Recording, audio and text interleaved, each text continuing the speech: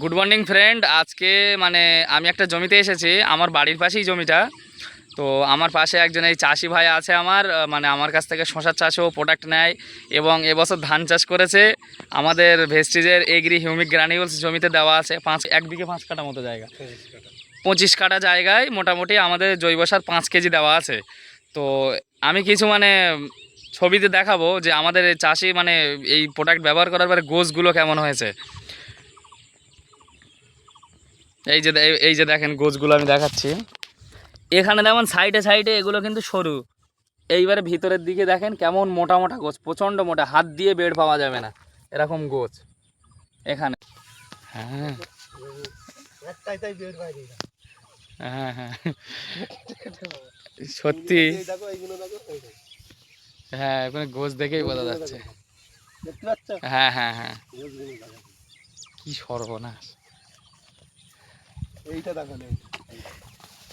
এই যে গোছ দেখেই বোঝা যাবে মোটামুটি আছে 30-40টা করে আছে নাকি? হ্যাঁ, রুয়া কিন্তু দুগালি একটা। আচ্ছা আচ্ছা, 108 বিসি। হুম। এই হ্যাঁ 308 বিসি এই জায়গাটা রুচি হয়ে 308 বিসি। এই ভিতরে দেখেন পাশে আরও অন্যান্য জমি আছে, অনেকে ব্যবহার করিনি, তো তারা এখন সবাই বলছে। আচ্ছা তারা কি বলছে আমি চাষির মুখ থেকেই শুনে নেবো। আচ্ছা গৌরাঙ্গদা, তুমি মোটামুটি আমার কাছ থেকে সার এর আগে কি কি চাষে ব্যবহার করেছো? ও শসা মশা সব চাষে। আচ্ছা, ধান চাষে এই সার মানে এই সার ব্যবহার করে চাষিরা কি বলছে দেখে? ধান চাষে তো বলতে বলে তুই ওই সার দিছিলিস বলে মোটা মোটা হয়েছে, আর আমরা দেইনি বলে মোটা মোটা হয়নি।